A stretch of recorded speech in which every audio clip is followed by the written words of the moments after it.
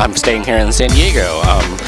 Paul, right? Yes. And tell us a little bit about the traffic situation we encountered on the way here to San Diego. Well, it was pretty congested, especially down by First Street and Harbor Drive. It's to be expected, and it's the beginning of con. Plus, we're running a little late because we took a little wrong turn on the highway to come down. We were actually supposed to take the 5 south, but we ended up taking the 5 north just by mistake. We hopped on that from where we're staying, and we went up. The only good thing about that was we found some food, and it's kind of hard to find fast food restaurants down here in this quarter, or relatively inexpensive foods in this part anyway, so that's the only good thing. But we came down from that and took the 5 south, and actually it wasn't bad until downtown, and we got off Front Street. The end of Front Street was really bad. We waited. I don't even know what time or not. We waited like a half hour to go, like, usual LA deal. You wait a half hour to go like 2 miles or a mile and a half.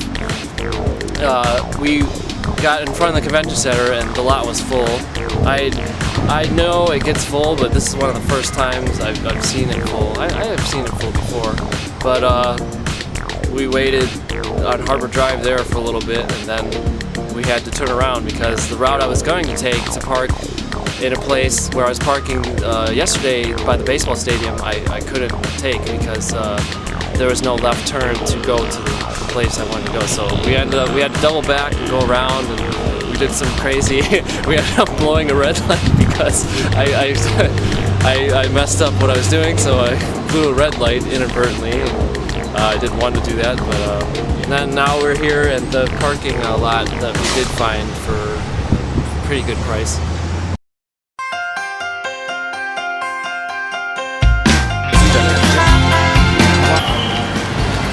It's about 10:30 right now, and it looks like there's still a lot of crowds outside, and I hope I don't have to wait in line just to get in anymore, because it's been an hour since opening time, and we're just waiting here.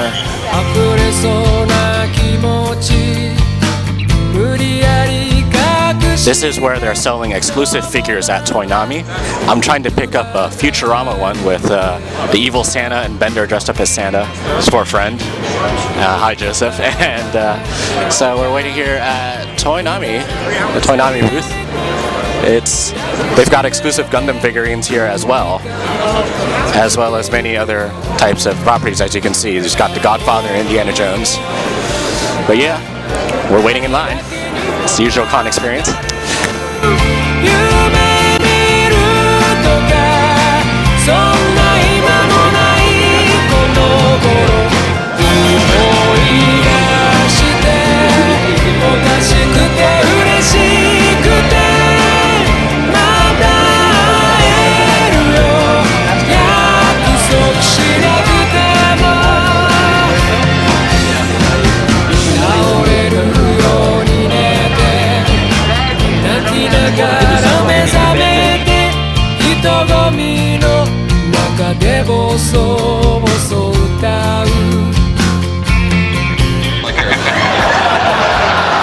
I just want legs. My X-Men figure doesn't have any legs, and you got to sit in a cup. Ladies and gentlemen, Bruce Davison.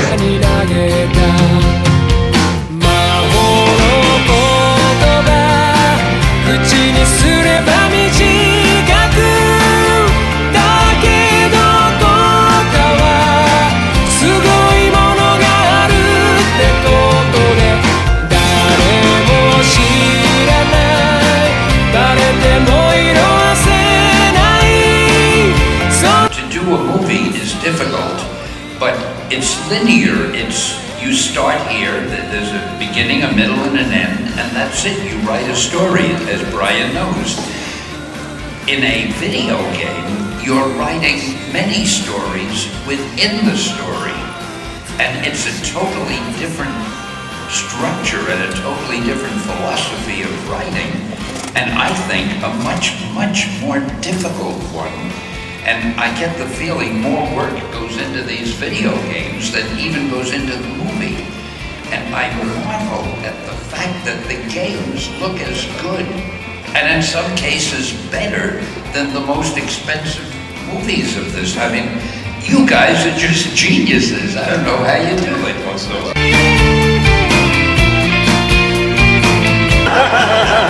Remember that name. He'll be on this panel in a few years. Jacob does karate.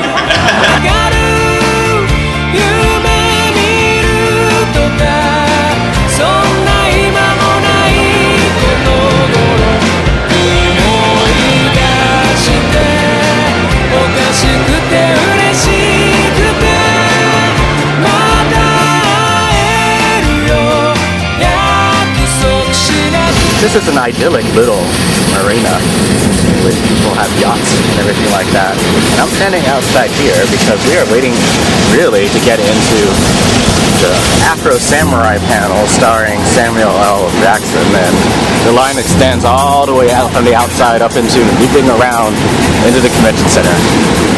This is like almost like an AX line as it seems. Mine has grown considerably since I arrived. Again, these are everybody who wants to get into the panel. It's about 15 minutes till showtime. And who knows whether everybody will be able to get in, actually, to get a glimpse of Samuel L. Jackson. The line is moving now. And, or at least it was moving. I think they're finally letting us in.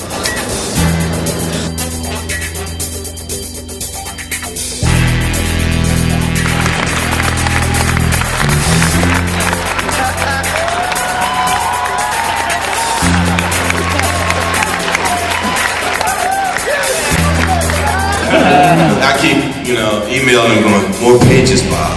More pages, Bob. And Bob kind of takes his time about getting this thing out there, so I've been after him for about 3 years. Yeah, about 3 years. そうですね。やっぱり続編を作るってなると結構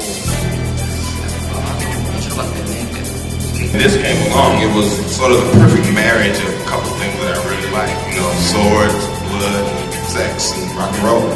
So it was kind of like, okay, this is great, so let me see what I can do to make this work. And I was drawn to it, and I was drawn to the character of Afro Samurai living in some kind of post-apocalyptic world that didn't have a time frame necessarily. But a black guy who had acquired these particular skills that was mysterious, kind of silent, kind of heroic, kind of cool in his own sort of way, who had an alter ego that was kind of a madman, and that was perfect.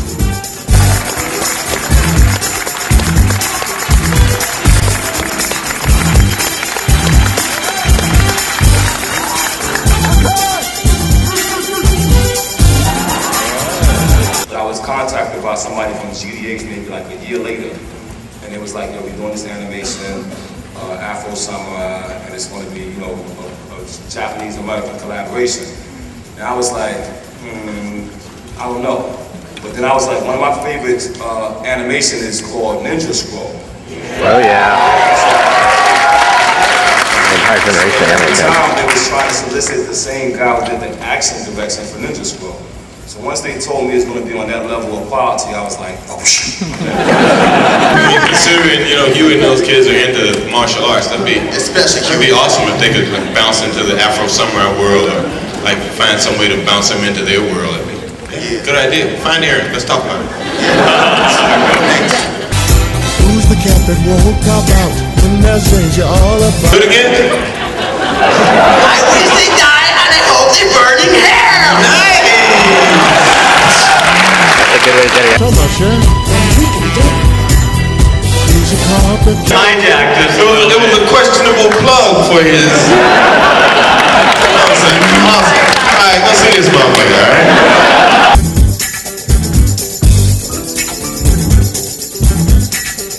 Looks like the Bandai panel is now closed. I suppose this is the price I pay for getting great footage of Samuel L. Jackson and the RZA. But in either case, my day is actually done for today. I don't have any other events I'm interested in attending, and I do want to have a nice dinner. I managed to buy both a Futurama figure for Joseph and a $40 box set of Samurai 7 for myself. And so we will see you tomorrow at Comic-Con Day 2, 2008. This is Mike signing off for Anime Diet.